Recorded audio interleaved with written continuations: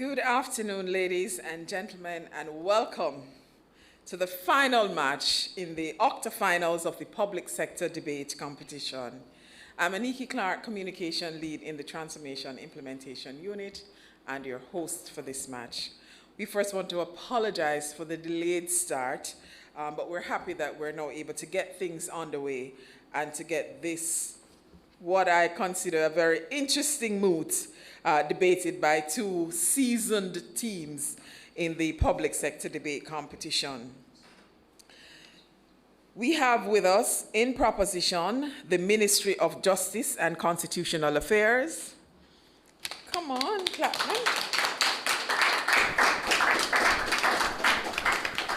And I must get this right, the Ministry of Economic Growth and Infrastructure Development in opposition. They will be debating the moot, be it resolved that the modification of traditional artifacts, such as music, dance, language, to fit contemporary iterations of culture should be resisted. Let me take that again. Be it resolved that the modification of traditional cultural artifacts, such as music, dance, language, to fit contemporary iterations of culture should be resisted. Debating, as we said, we have in proposition the Ministry of Justice and Constitutional Affairs, and in opposition, the Ministry of Economic Growth and Job Creation. So let's get to meet the teams, starting with the Ministry of Justice and Constitutional Affairs. Good afternoon. My name is Claudia Powell, Team Proposition. First speaker. Good afternoon, everyone. Owen Honeygan, second speaker. Good afternoon, everyone. Demoy Whiteley, third speaker. Thank you very much, Team Proposition. Let's get to now meet Team Opposition. Good afternoon, everyone. My name is Danielle Osborne, first speaker. Hi, good afternoon, everyone. My name is Shireen Sims Landell, second speaker. Good afternoon. I'm Andrea Jones, the reply speaker for the opposition. All right, so teams have introduced themselves. The balance is a little two men, one woman, and against all females. So let's see what that clash is going to look like in terms of argumentation. And judging that will be our colleagues from the Jamaican Association for Debating and Empowerment, JADE. Judges, please introduce yourselves. Good afternoon, everyone, and welcome to the octafinals. Let's see which team will be making it to the quarterfinals. I am Ravon Thomas Matthews, and I'll be the deciding vote on that. Your chair judge. Good afternoon, ladies and gentlemen. Unfortunately, I will assist with making that decision this afternoon.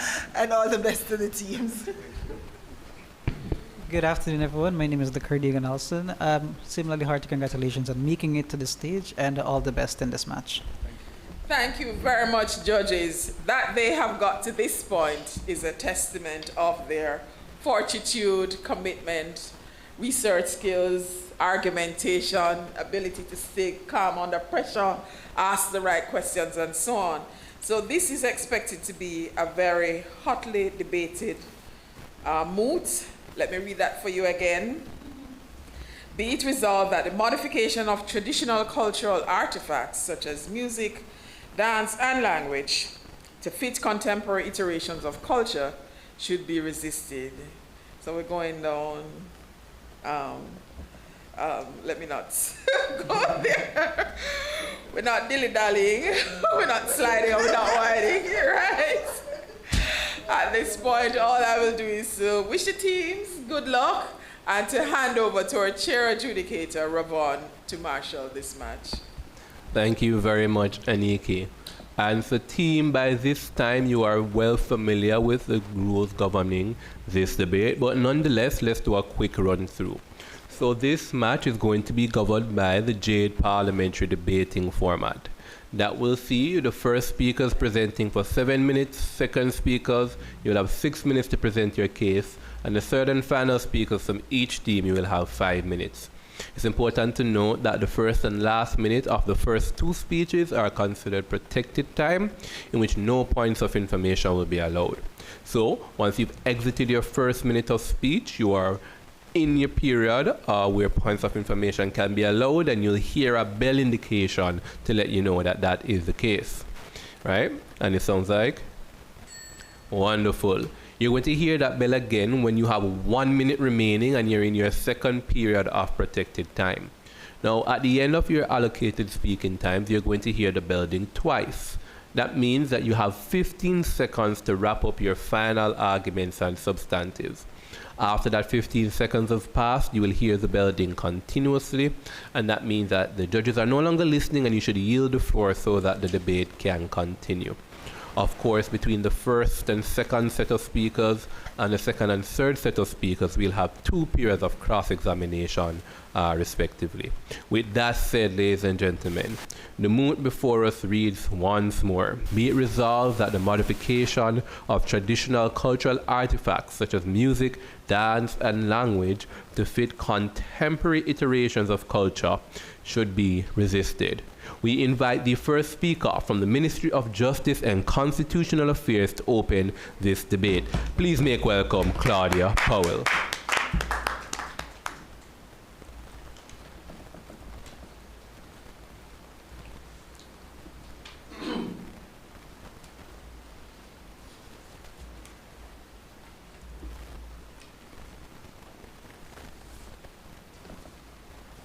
Good afternoon, Mr. Speaker, fellow opponents, and audience. Mr. Speaker, when we as a people lose our cultural identity, we eventually lose our identical historical compass, and therefore traditional cultural artifacts are not disposable trends. They are living records of who we are. Therefore, the proposition firmly stands in support of the motion. Be it resolved that the modification of traditional cultural artifacts, music, dance, language, etc., to fit contemporary iterations of culture should be resisted. Mr. Speaker, before proceeding, the proposition wishes to frame this debate clearly. This debate is not about whether culture can naturally evolve over time. The real issue today is whether traditional cultural artifacts should be deliberately modified for trends, virality, and marketability at the expense of authenticity and historical meaning. Mr. Speaker, culture carries the memory of our ancestors, the struggles of communities, and the values passed from generation to generation. The burden on the proposition is to demonstrate that modification to cultural artifacts does more harm than good and prohibits the preservation of our history and heritage, as well as the safeguarding of the Jamaican identity. We have the additional burden of outlining why it is an absolute necessity that we protect, preserve, and promote our cultural assets in their authentic forms. Ultimately, we will demonstrate why a desire for economic gain, popularity, and global appeal should never be accepted as plausible reasons for the mutilation of our culture. Mr. Speaker, let us define a few key terms. According to the Cambridge Dictionary, modification refers to a change to something, usually to improve it or make it more suitable. However, within this context of this debate, we are focusing on how modifications, when carefully done, strengthens preservation of our cultural artifacts. These traditional cultural artifacts refer to the expressions, creation, and traditions that embody identity, values, and lived experience of a people and are passed from generation to generation. UNESCO supports this in their 2003 Convention on Intangible Cultural Heritage, where cultural expressions became heritage through community recognition and their role in providing identity and continuity to a people. These artifacts may be tangible, such as instruments and carvings, or intangible, such as music, language, and oral traditions not at this time. The Cambridge Dictionary also defines contemporary as existing or happening now, and iteration as a particular version or form of something. The Cambridge Dictionary also defines resist as to fight against something or refuse to accept it. And for the purpose of this debate, resist means opposing modifications that distort or commercialize authentic cultural meaning. Mr. Speaker, our team line is simple. Culture should evolve organically, not be distorted for entertainment, profit, or social strengths at the expense of authenticity and historical meaning. Mr. Speaker, it is important to note a profound distinction in this debate. That is the difference between traditional cultural artifacts and contemporary of culture. Traditional cultural artifacts refer to long-standing human expressions that are grounded in history. These can be referred to as heritage. Importantly, these expressions have been passed down through multiple generations and therefore have significantly shaped the Jamaican identity.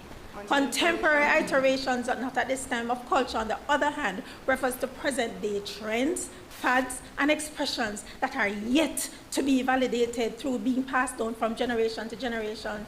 This can be referred to as contemporary culture, as they have not yet stood the test of time nor have been passed on through multiple generations. Mr. Speaker, a heritage asset which has inspired and intrigued multiple generations is far more valuable than a viral trend. Our first claim is that traditional cultural artifacts preserve identity and historical memory, while excessive modification weakens the cultural authenticity. Mr. Speaker, culture carries ancestral knowledge, historical struggle, language, and identity. We now see sacred cultural expressions being turned into TikTok challenges for entertainment, while the deeper meaning behind them is ignored. Mr. Speaker, Jamaica itself has already demonstrated this danger. We have also seen concerns surrounding the distortion and the vulgarization of traditional cultural expressions such as Ilan Gully Ride, which traditionally embodied resilience and adaptability, has now been reduced to suggestive sexual connotations, reshaped primarily for trends and commercial entertainment. The symbol or expression may remain recognizable, but the historical consciousness and cultural meaning behind it gradually erode. Mr. Speaker, this is not preservation, this is dilution. For example, reggae emerged from Jamaica's social struggles, Rastafarian consciousness, and messages of resistance and identity. Yet, many modern commercial adaptations strip away those roots and reshape reggae into generic global pop for marketability. Johnston's 2006 study on the exploitation of Maya culture in Mexico also showed how tourism-driven commodification damaged sacred cultural spaces and weakened indigenous communities' connection to their ancestral heritage. Mr. Speaker, authenticity erodes gradually when culture becomes disconnected from its original meaning, context, and purpose. Future generations may see the sound or appearance of a culture but no longer understand the history, struggle, or meaning behind it. Over time, cultures become watered down under global commercial pressures. Our second claim is that contemporary culture is heavily driven by commercialization and globalization, which often exploit rather than preserve culture. As a result, cultural artifacts are often modified, not because communities genuinely wish to preserve them. Mr. Speaker, even modern commentary on authenticity recognizes this problem. In the article, The End of Authenticity as We Know It, the author argues that modern marketing's obsession with appearing real has ironically contributed to making authenticity increasingly artificial. Finally, Mr. Speaker, preservation cannot happen through passive hope alone. That is why the proposition supports the strengthening of existing cultural preservation frameworks and institutions. Jamaica already recognized the importance of cultural preservation through Jamaica National Heritage Trust, as well as the Jamaica Cultural Development Commission. Modern preservation mechanisms are needed to address new forms of cultural distortion and exploitation. Such mechanisms can identify our cultural artifacts and discourage exploitation. Their role is not cultural imprisonment. Mr. Speaker, we are not against cultural evolution. We are against cultural distortion. Mr. Speaker, culture is not simply something we consume. It is something that tells us who we are. But because when people forget the meaning behind their culture, they eventually forget part of themselves. And for these reasons, the proposition firmly stands in support of the motion. Very much indeed. Thank you very much. First speaker from Team Proposition. At this point in time, we would like to invite the first speaker from the Ministry of Economic Growth and Infrastructure Development to take the stage. Please make welcome Daniel Osborne.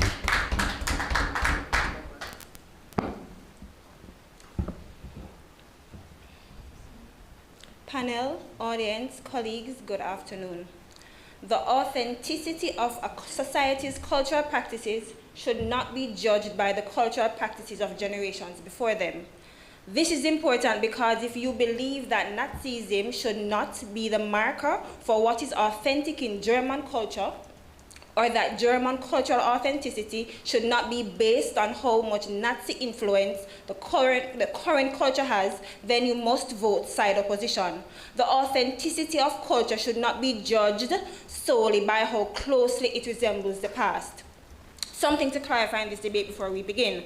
Cultural modification does not only refer to deliberate attempts to change cultural artifacts, but rather this process can occur through natural and less artificial ways. We believe modification also entails a natural process of collective cultural change that adapts to meet the needs of a society at the time in which it occurs. This clarification is important because for a proposition to win this debate, they will need to prove that the process of cultural modification is elitist, exclusionary, and unbalanced.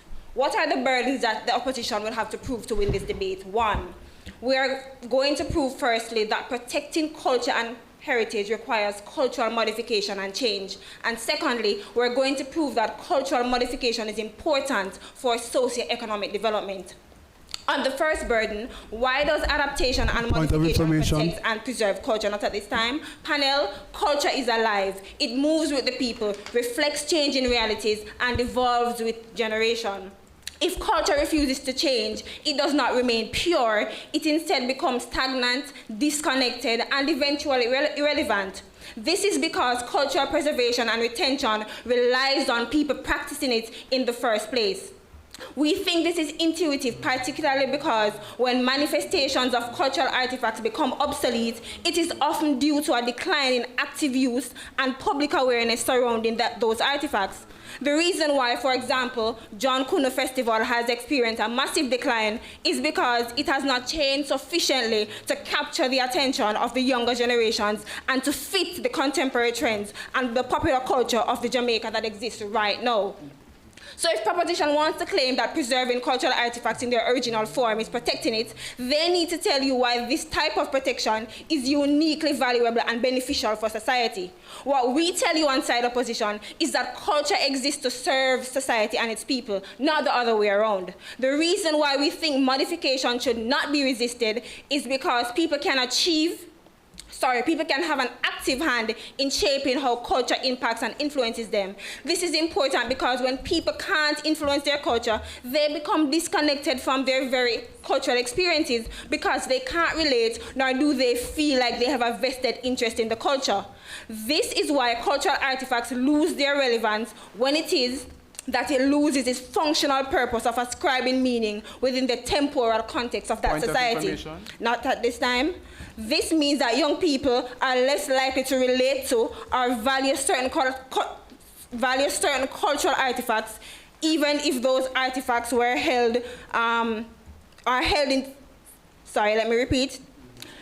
young people are less likely to relate to or value certain cultural artifacts, even if those artifacts held significant meaning for their parents and grandparents. Young people are important in this debate. Why? Because they are the primary means through which cultural retention can truly occur.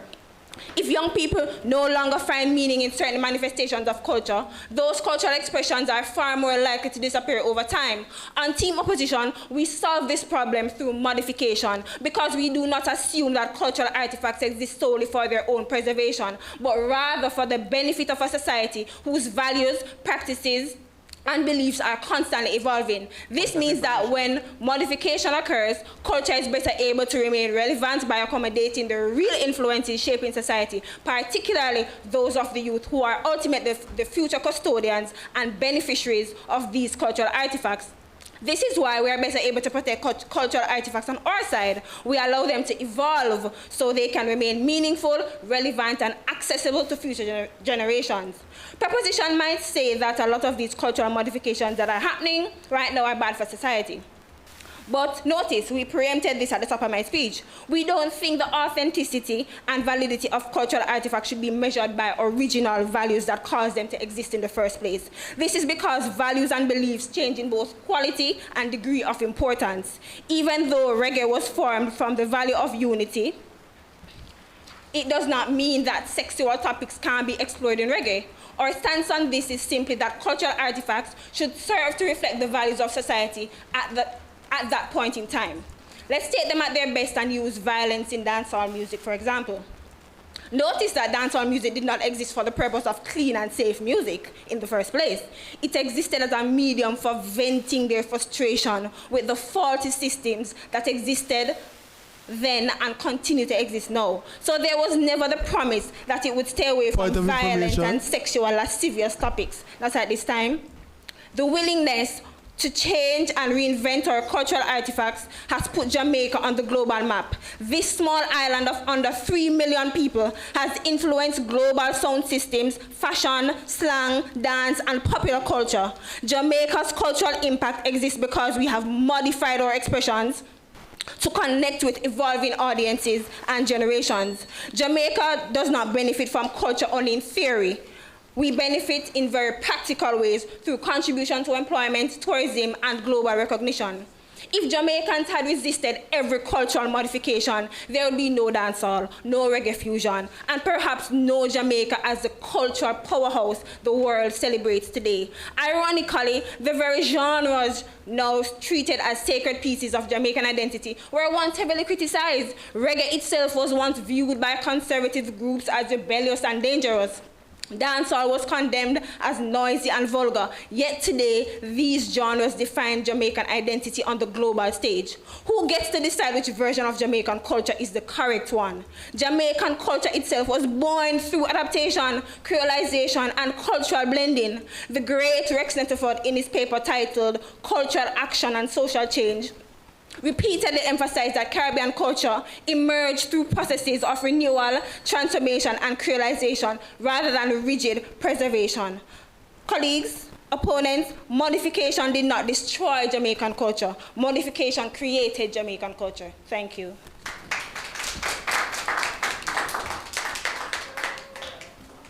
And thank you very much, Daniel Osborne, first speaker from the Ministry of Economic Growth and Infrastructure Development. Ladies and gentlemen, we are at the first period of cross-examination. For this segment, we will see the team in opposition pose questions to the team in proposition. Each question will last no more than 10 seconds and each answer no more than 45 seconds. Only one person may ask a question at a time. However, the entire team can answer that question. Once the 3 questions have been asked and answered, we'll invite Team Ministry of Justice to do the same. With that said, we now invite the first question to be fielded by Team Opposition. In a globalized digital world, how can culture remain influential without adaptation? So we are not opposed to cultural evolution or adaptation. So we want to make that clear. What we oppose is the distortion of what these cultural artifacts represent, the meaning, the identity behind the cultural artifacts. Evolution will naturally occur, right? So we admit that. But what we reject is modification that strips these cultural artifacts of their original context and repackages them purely for commercial appeal. We cannot stand for that.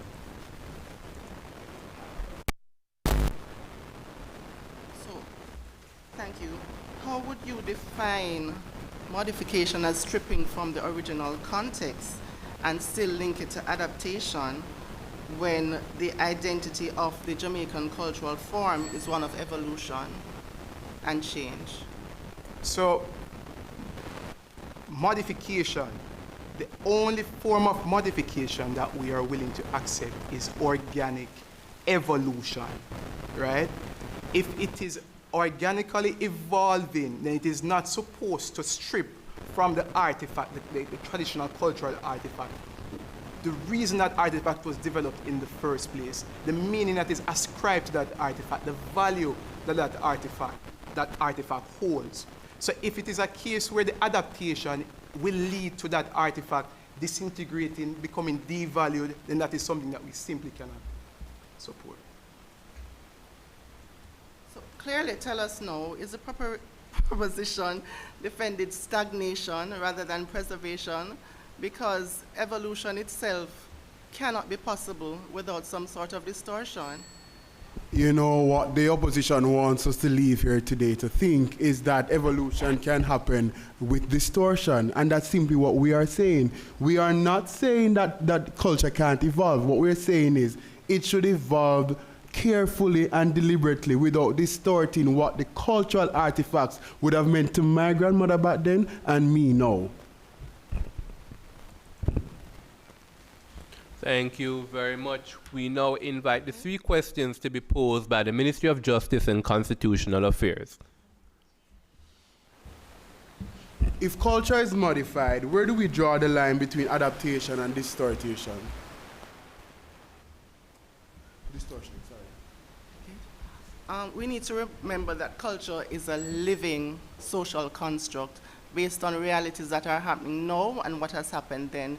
So culture is never stagnant. It's something that evolved. And historically, we recognize the past, which will never change. But in time, we evolve to fit the generations, and that includes some sort of distortion, because Sammy plant can't down a gully. He no need to do that right now. He can plant it through hydroponic systems. Oh, is that your question? Is that your second? Okay. You may ask your second question then. As a follow-up to that response, can you explain to us the difference between culture and heritage?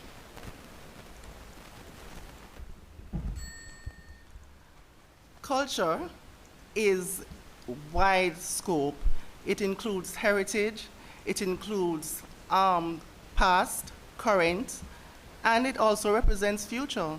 Culture is a fusion of the people, what the lives they have lived and the lives that they are living right now. Culture is not dead. It continues to change based on the changing of time, the changing of technology, etc. So it can never be constant, and it has to be distorted. It has to change. Change occurs in so many different levels. It can never be confined. Similar culture can never be confined. If, based on what your first speaker said, if young people only learn modified versions of traditional culture, how will they know the original meaning? And our first speaker never said that. They carry on. It carries on, the legend carries on, and we pivot from what was, because what culture was for our grandparents and our great-grandparents is not what it is now, but we remember history, and we try to evolve from the history to make it relevant for today. So it's not that young people don't know about their past. They know, but they, similar to the Hill and Gully Ride Rhythm, it would have brought back, it would have, the introduction of the Hill and Gully Ride Rhythm in this era would have brought back memories of what happened then, because I'm sure that it evoked us to go back then to listen what happened with the Hill and Gully Ride Rhythm back then, as opposed to it happening now. All right, thank you very much to both teams for that lovely and engaging first period of cross-examination. A round of applause to both of them, please. At this point in time, we'd like to invite the second speaker from the Ministry of Justice and Constitutional Affairs, Dwayne Honeygan.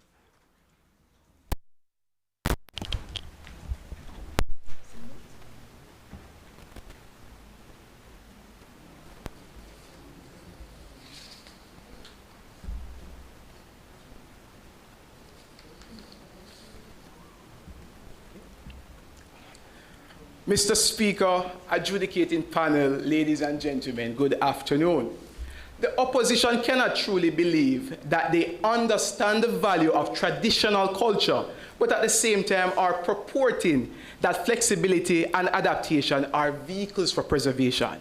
They also cannot claim that our traditional culture is so important to our national identity, but in the same breath are willing to subject it to redefinition, reinterpretation, and repackaging. Our traditional culture is exactly what it is. The moment we start to change it to become more relevant or digestible is the moment we start to erase the memory it symbolizes and mischaracterize the people it represents.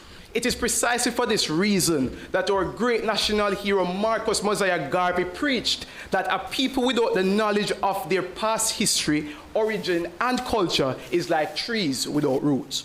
Now, ladies and gentlemen, I want you to imagine a society where generations grow up observing our cultural symbols, or songs, or dances, and our language, but do not truly understand where they came from, what they meant, or why they matter in the first place.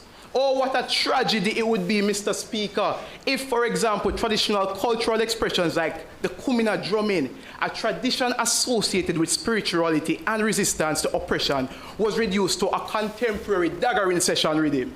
This is a danger we have to confront.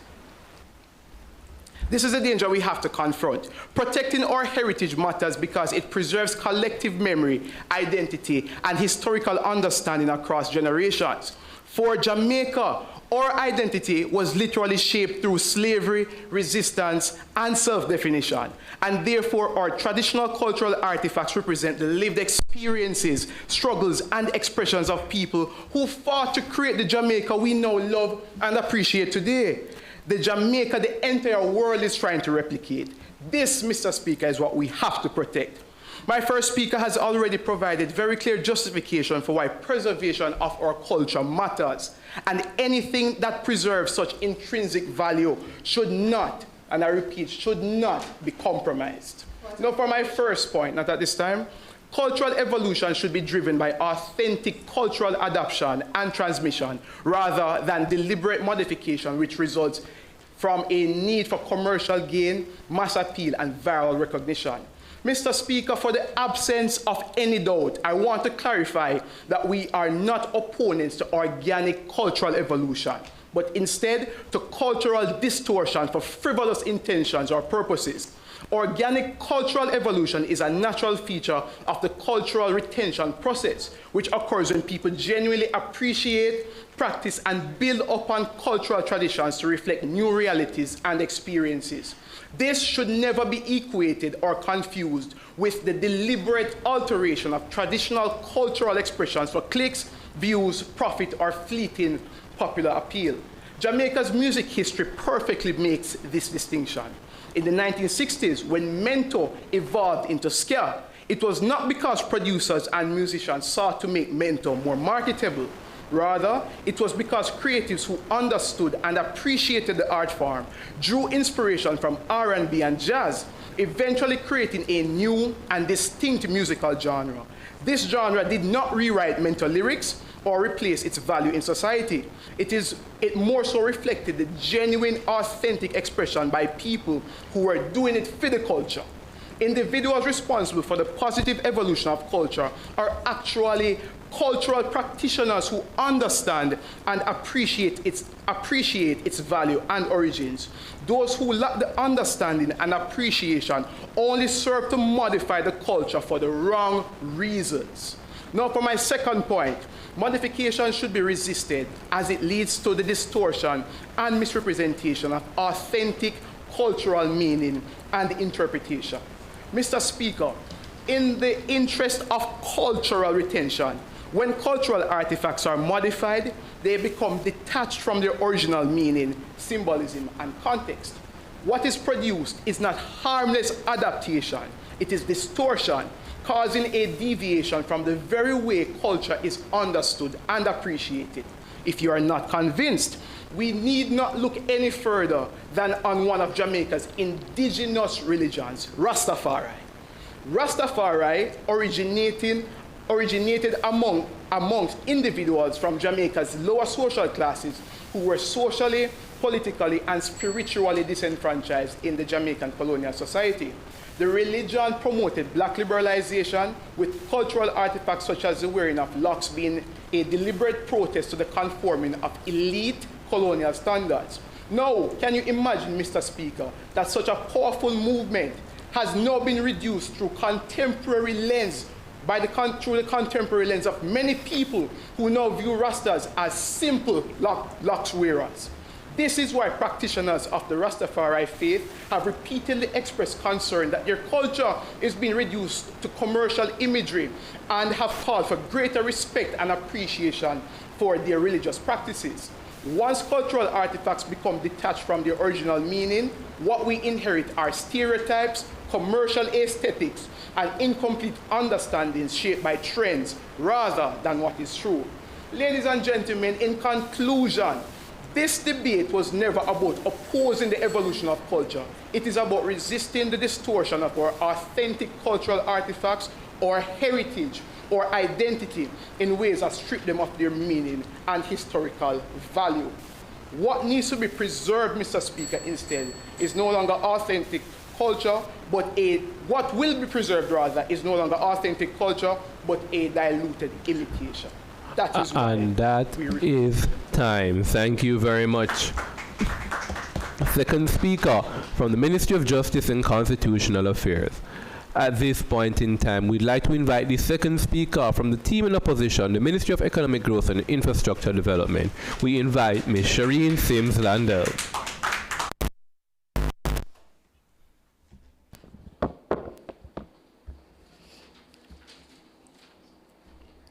Okay. As a second speaker for the opposition, my job is simple: to respond to the proposition case, to build on my team's argument, and to show why modifying culture is not a betrayal of heritage, but a practical path to socio-economic development. Frivolous intention and purposes is not the ground on which our team stands. The proposition wants you to fear cultural modification. They argue that once culture is modified, it will lose its value. But that is not the case. Our case is straightforward. Culture should serve people and will still be authentic. One of the clearest ways it does this is by creating jobs, bringing in revenue, helping citizens make a living. If modifying culture makes it more visible, more appealing, easier for paying audiences to engage with, that is not a failure of culture. That is culture doing real work. Let me build on our case. Point one, modified culture drives tourism through accessibility. Tourists do not arrive in Jamaica and magically discover culture on their own. They are buying an experience. Jamaica sells more than beaches. It sells vibe, music, food, language, and festival.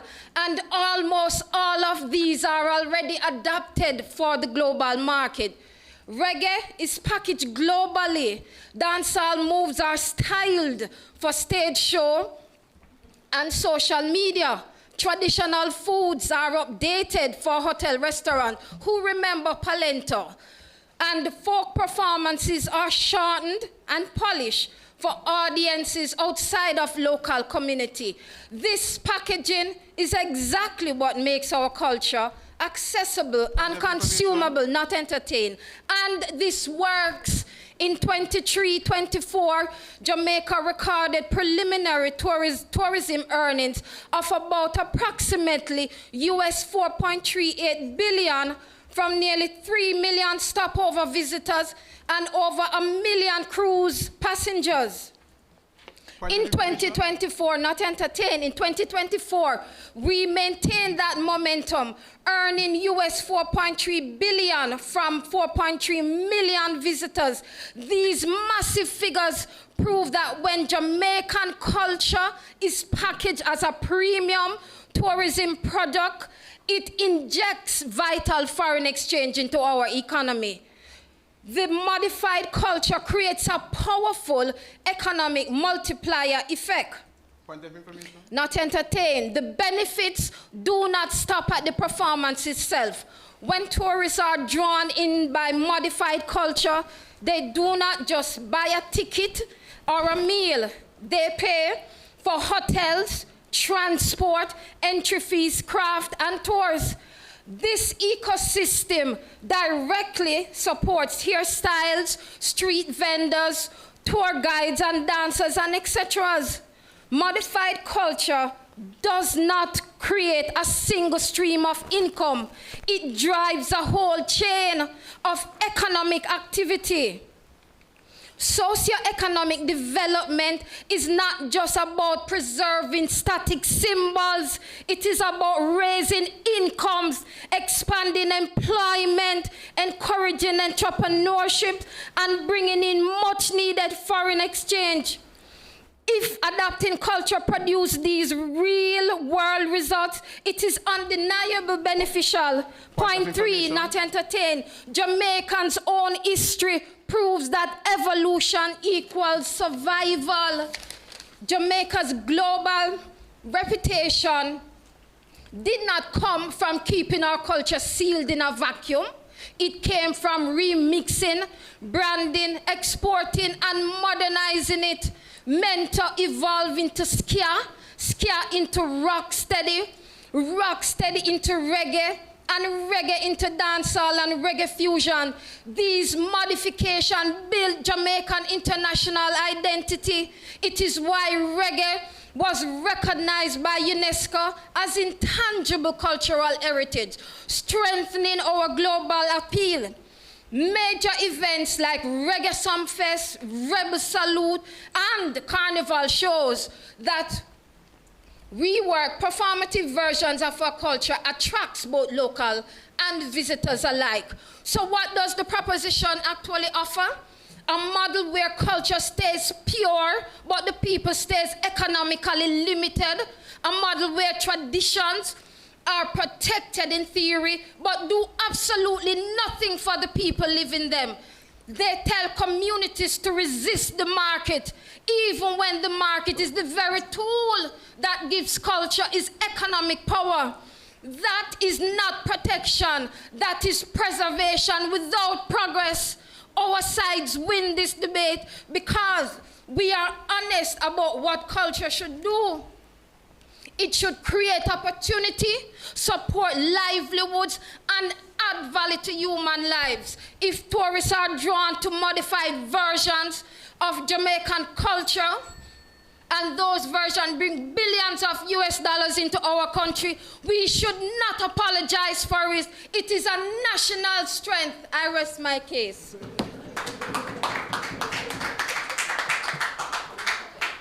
And thank you very much, Shireen Sims-Landell. Ladies and gentlemen, we're in the second period of cross-examination. The rules remain derivative, except this time we'll ask the Ministry of Justice and Constitutional Affairs to pose their questions first.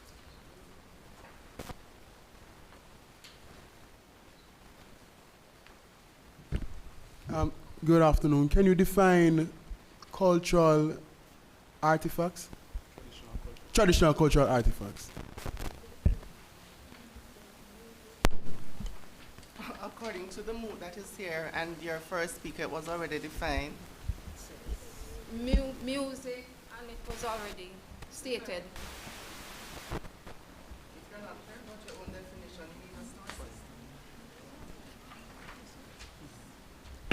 first. Should centuries of cultural memory be reshaped because contemporary culture finds it more marketable or entertaining? And a reason for your response? It has to be reshaped. Our culture is, our population demographic is mostly African. Our history was influenced by colonialism. We have to evolve from colonialism. We have to evolve from the sugar plantation. It must evolve.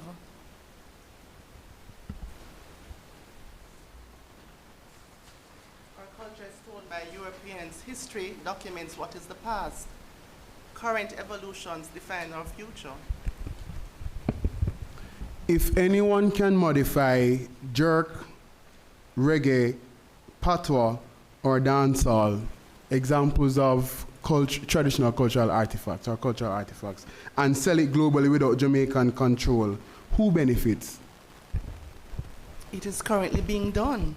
We see on the shows many attempts of people making jerk chicken without Scotch bonnet pepper. But who gets the name? Jerk is associated with Jamaica, so Jamaica benefits overall. It doesn't matter who wants to represent our brand, because the brand remains with Jamaica. Jamaica is a sellable name. Jamaica is a market. Just the Caribbean is the entire Jamaica. The entire Caribbean is Jamaica. So at no instance where a culture is modified or referred to are we losing out. Sometimes imitation is the greatest form of flattery. All right, thank you very much to the Ministry of Justice and Constitutional Affairs for your questions. We now invite the same from the Ministry of Economic Growth and Infrastructure Development. Proposition, how do you propose that current cultural practitioners, innovators, entertainers, and especially the creatives should function if our culture is not able to evolve and become profitable in this environment? So, to be clear, we are not opposed to evolution, we're not opposed to commercialization. We acknowledge that a huge part of our economic activity is linked to the commercialization of our culture. We're not opposed to that any at all. What we're opposed to is the deliberate distortion and exploitation of the Jamaican culture, of our traditional cultural artifacts, our heritage, the symbols that identify us for gain that is not for the Jamaican people. We cannot allow nor stand for any form of discrediting of our identity, even if it is for financial gain. We're against it. Okay, following up on your point there, does the proposition believe that culture exists for people, or people exist to preserve culture?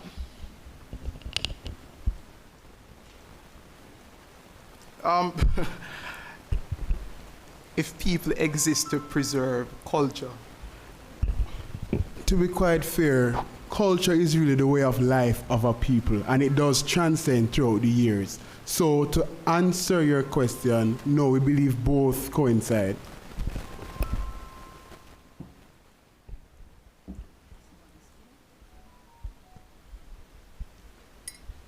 So you're not opposed to the organic evolution, but deliberate attempt to distort culture. So how would you respond if the organic evolution strips culture of its meaning and historical value? If the organic evolution strips culture of its meaning or value, then that is clearly something we can support. And if we see instances where that is happening, then that is something we would have to denounce. Remember now that culture is simply the way of life, right, of a people. We've seen how over the years the Jamaican culture itself has changed in so many different ways, right?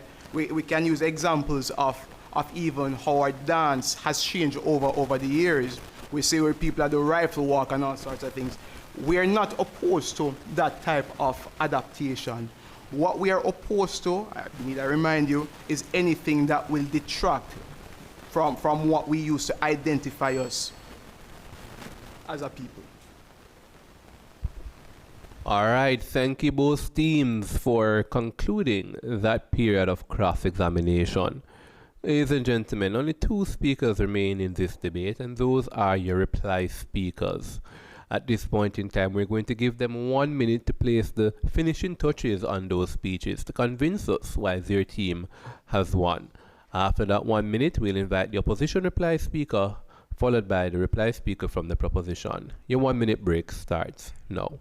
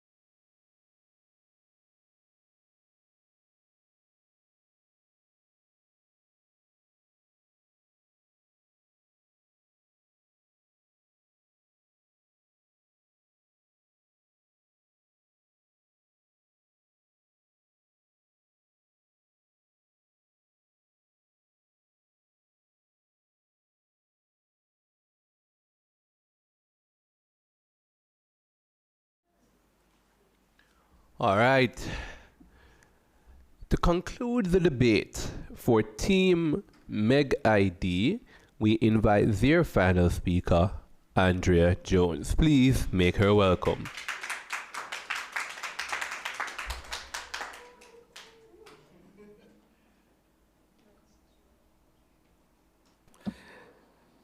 Esteemed panel of judges, team proposition, the only guarantee we have in life is change. We're long past the days of going down Emmanuel Road for Gabrock Rockstone. That's not valid again. We need change. We need to evolve. The evolution of culture must put emphasis on the use of frontier technologies, improved data collection, amplifying the global impact of Jamaican music, art, food, and sport. Change is inevitable. It enables cultures to expand, to innovate, to thrive, not only locally, but globally. However, the proposition would have you believe that modification of cultural artifacts to fit contemporary culture should be resisted because this adaptation leads to distortion. But that argument is void, because whether it is organic or deliberate, modification should never be restricted because it has its values. In fact, the modification does not destroy authenticity, or does it destroy identity? Quite the opposite, as we have demonstrated with our speakers. Resisting cultural modification would clearly make our country become less attractive as a nation, reduce the creativity of our people. Our people were meant, and our Constitution provides freedom of expression, freedom of thought, freedom of movement. So curtailing our culture to what was is confining us to the past, which should never be accepted. We would significantly reduce the tourism, which is a high dependency for us. We would significantly reduce the support of businesses, reduction in foreign exchange.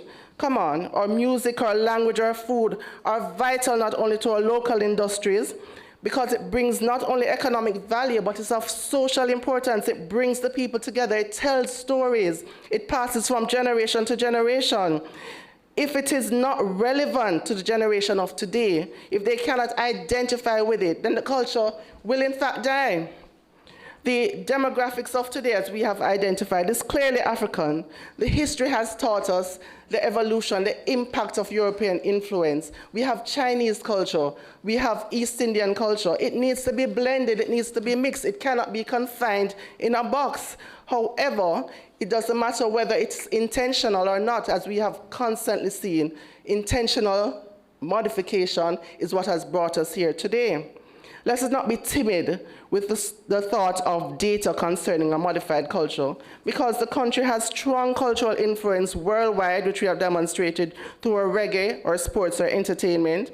And entertainment has shown continuous cultural evolution, which has been, my opponents, deliberate, because we have moved from an era of ska, as we keep referring to, where ska represented what was happening in Jamaica. It included sexual exploitive lyrics, it included rural representation, and now we're in dancehall, still cultural sexual lyrics, still relevant, still embodied, but modified to fit the generation that exists now. We must recognize that in order for the younger generation to own the culture, it has to be interpreted to fit their reality, because we no longer ride horses. We operate in gigabyte society where at the touch of a screen we have information. And similarly, our culture must evolve. Jamaica's music, language, dance, sports, food, and tradition becomes globally influential because Jamaicans continue to reimagine what exists. Cultural modification in any form must be embraced because it is a means of keeping the culture alive, keeping the culture relevant, connected to future generations. And we need to recognize that we cannot be stuck in the past. It is time for us to evolve with what is happening, the technologies, the times, and it doesn't mean we're losing touch with what was, because remember, history keeps records of our past. The present generation, sustainable, develops what becomes our future. And I will use the words from the King of Dancehall: we need to stop living at the past and stop remembering manor riders. Because if you're living at the past, we will continue to be lost. So, my opponents, distortion, change, adaptation, modification, it's all benefiting the Jamaican people. It keeps our culture alive, it keeps us relevant, and it should never, ever be resisted, or else we would not be the Jamaica that we are today. Thank you. Thank you very much. And now to conclude this debate, we invite the third speaker from the Ministry of Justice and Constitutional Affairs. Please make welcome Demoy Whiteley.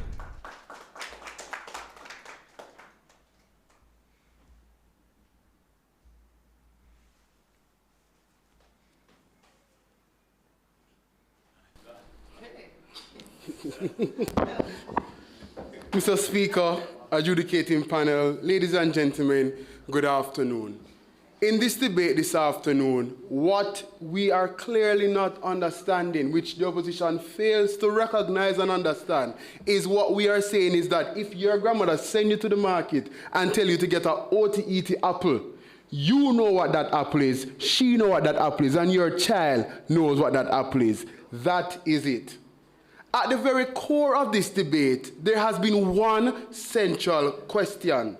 Should traditional cultural artifacts survive through unrestricted modification, or should they survive with its identity, authenticity, or historical meaning intact? The opposition wants you to believe that if culture changes, culture survives. We are saying that survival means far more than visibility. It is when people understand the identity, history, and meaning attached to it. Mr. Speaker, this debate came down to three major clashes. The first is evolution versus distortion. The opposition spent an amount of time saying that the culture naturally evolves. They spoke about the movement from mento to ska, to reggae, to dancehall, without stating that whilst they would have evolved from each other, they all have their own distinct meaning.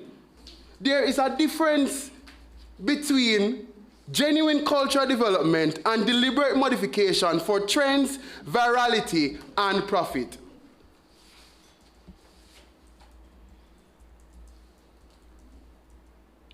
When mento evolved into ska, musicians understood and appreciated the art form built on it and expressed new realities. They would have preserved the mento genre and gave prominence to this new fusion of music, gave it its own name, and not try to replace it. That is what we are talking about. Mr. Speaker, they want to lump everything under the label of change, but we have shown that organic growth builds meaning while distortion removes meaning. The second clash is exposure versus understanding. The opposition argued that modification makes culture accessible and introduces young generations to tradition. Mr. Speaker, visibility is not the same thing as understanding. One side demonstrates that people may inherit the appearance of culture while losing the substance behind it. Take, for example, Hill and Gully Ride and its remix Rhythm. Many persons in here would have heard the song, but point me to two songs off that rhythm that would have conveyed its original cultural significance of resilience and adaptability. So yes, the opposition may preserve recognition, but we preserve meaning.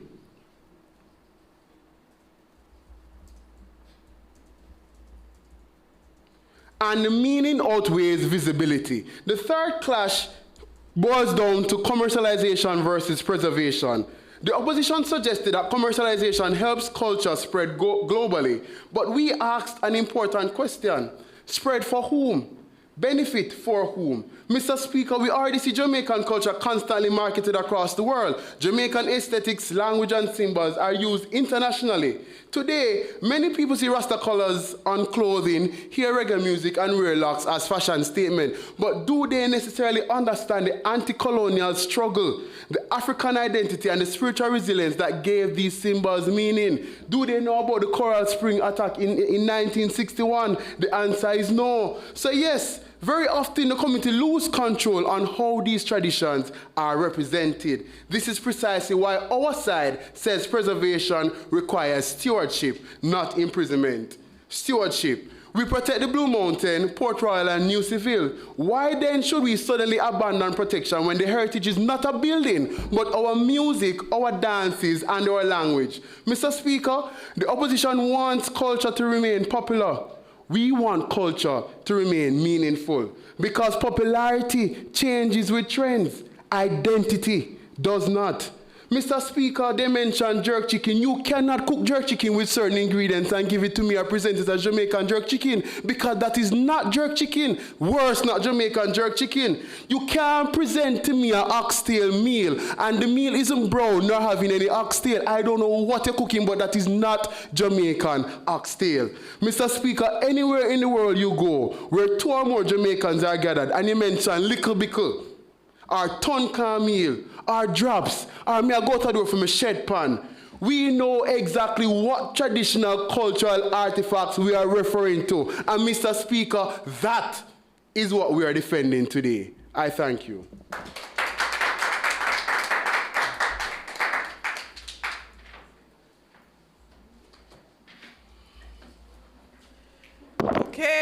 Okay. Should we be slipping and sliding or should we go down Emmanuel Road? Which is it? That was a very entertaining and rich debate. So let's hear it for the teams one more time. The arguments have been made and they debated the moot. Be it resolved that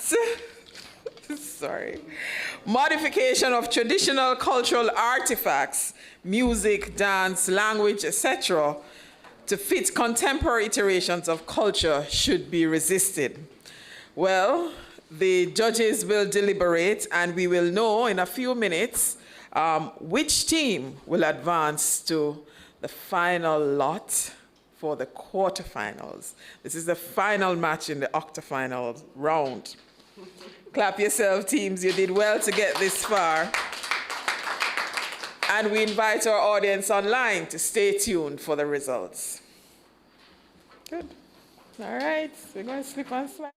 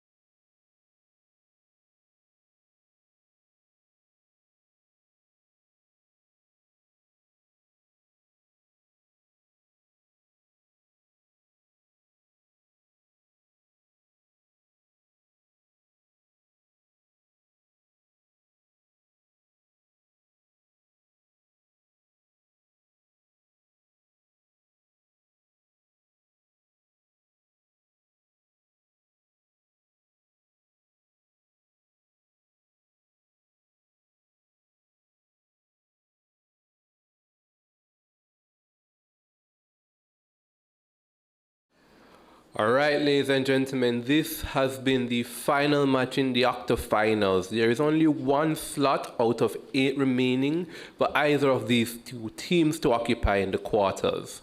And let me just start off by saying, I believe and I am convinced that this is the highest scoring, cumulative scoring match that I've done so far. So can we give both teams a round of applause? If I am wrong in that regard, I know for sure that today I gave out the highest cumulative team score that I've given out for this entire competition. So what did we get from this debate? Well, we understood coming out of the Ministry of Justice and Constitutional Affairs that, quite frankly, they are opposed to the modification of cultural artifacts. They point out that they're opposed to a particular and specific kind of modification, and that is a deliberate modification to fall in line with contemporary metrics. They tell us that if the modification occurs organically, then that is a completely reasonable and legitimate form of change for that culture. But at the point in time in which an individual is going to intentionally go and change the cultural artifacts, whether that be dance or language or music, to deliberately modify it to fit in tandem with the contemporary cultures, they're not okay with that. They tell us that they're not okay with that because when that happens, cultures become watered down. They become mixed and we lose the true authenticity of our culture. And they tell us that heritage is something that needs to be preserved. It is precious. It brings us back to our roots, and any sort of mixing, deliberate mixing of that is going to water that down, and they're not okay with it. We get from then immediately coming out of the Ministry of Economic Growth and Infrastructure Development a challenge to the kind of definition of modification that proposition contends with.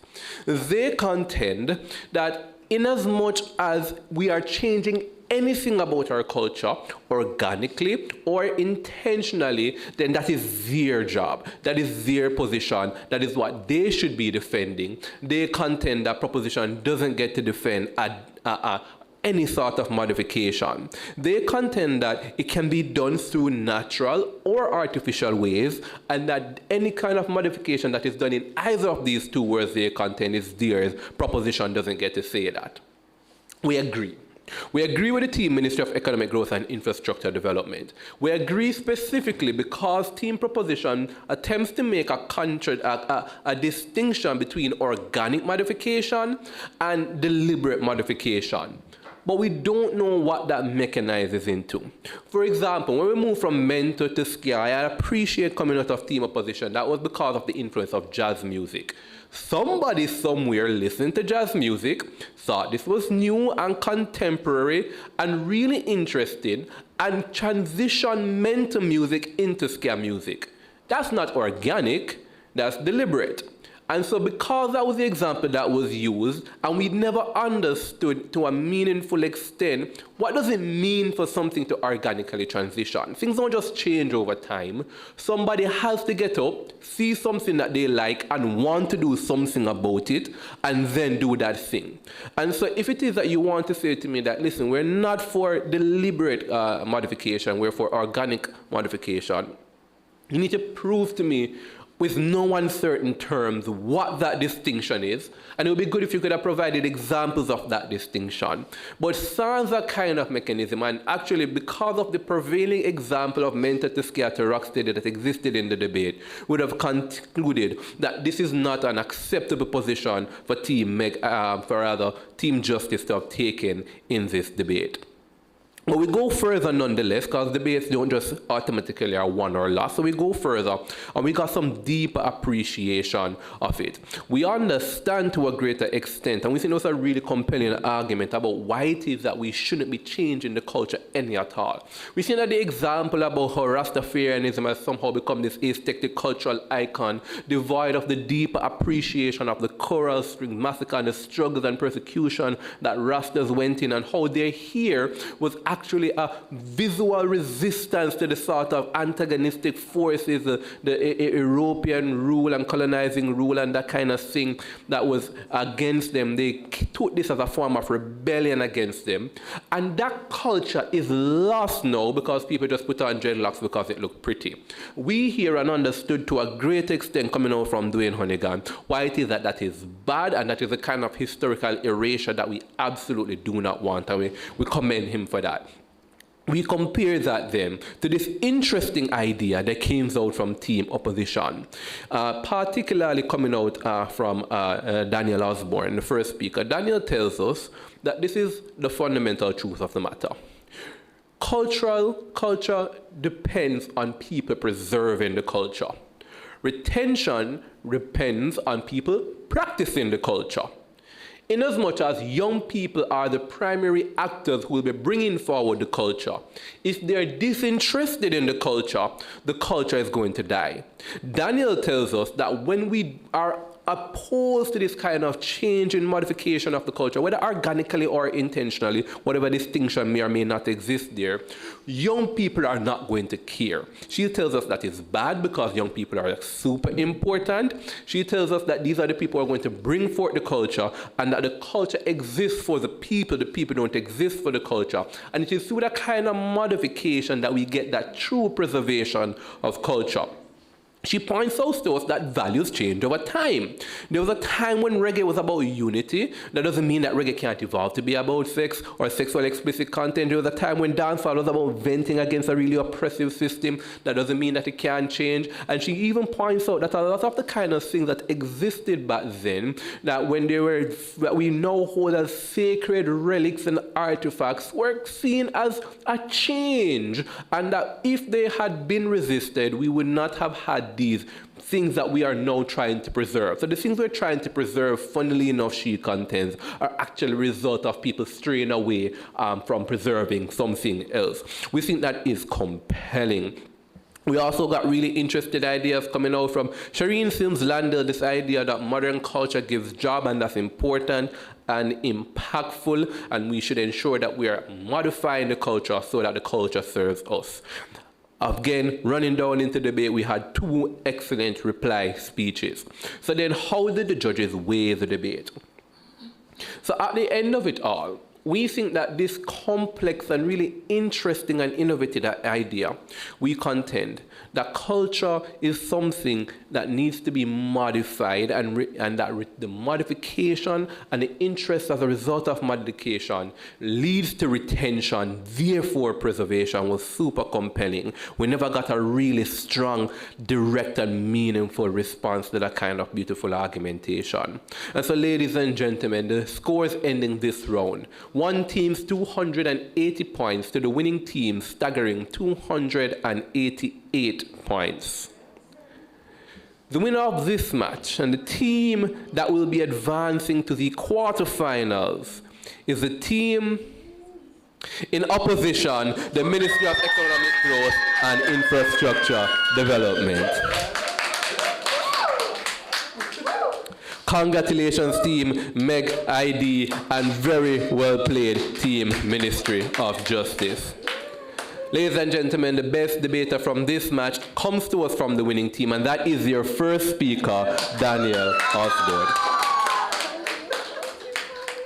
Ladies and gentlemen, there you have it, your quarterfinalists for the public sector debate competition for 2026. Join us in a few weeks from now here on YouTube, where we'll dive into even more intense debates as we contend with matters affecting our public service. Until then, ladies and gentlemen, have a wonderful rest of your day.